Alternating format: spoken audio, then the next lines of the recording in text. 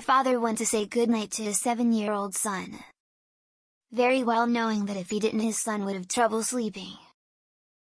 It was a nightly routine between them. He entered the dimly lit room where his son waited under his blanket. With the first glance the father could tell there was something unusual about his son tonight, but couldn't put his finger on it.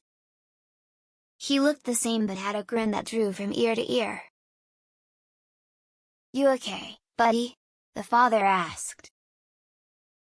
The son nodded, still with a grin, before saying, "Daddy, check for monsters under my bed."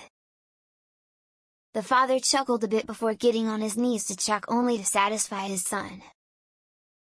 There, under the bed, pale and afraid, was his son.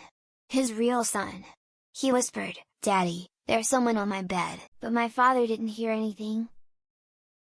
Not a sound. Even when the baby started crying softly. Nothing. But this was not a figment of his imagination. The moment my father tried to get up, the monster shrunk to the point it crawled out of and hid back into the darkness. It was waiting for the father to get up. In fact, it was always hiding there, but only his desire to play could make him open.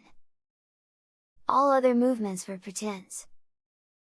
It was a trap that the father fell into as soon as he left the place of the game. The monster couldn't see him. It could only hear and wait. In this, at least, there was no doubt. Now it could look directly into the father's eyes. And in those eyes there was only pain. The pain it caused. Truly hell was right in front of his eyes, and they looked at him. Instead of leaving, the father allowed the monster to approach. And then it squeezed between his legs, penetrated into the very heart and became him.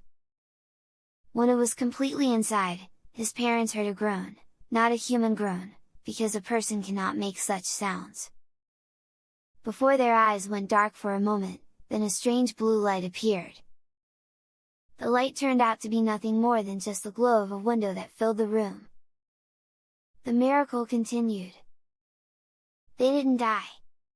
Their son was on his own, and was the only one who could give them life. Only on yourself. In your universe. Outside anyone else. Inside yourself. From within. Pretty clever trapping net. Safe. Quiet. Dangerous to those she watches from within. Outside, too, there was a lot of interesting things. How interesting can be what you look at from inside yourself. So my father closed his eyes and wept. When he opened them again, the child was already asleep.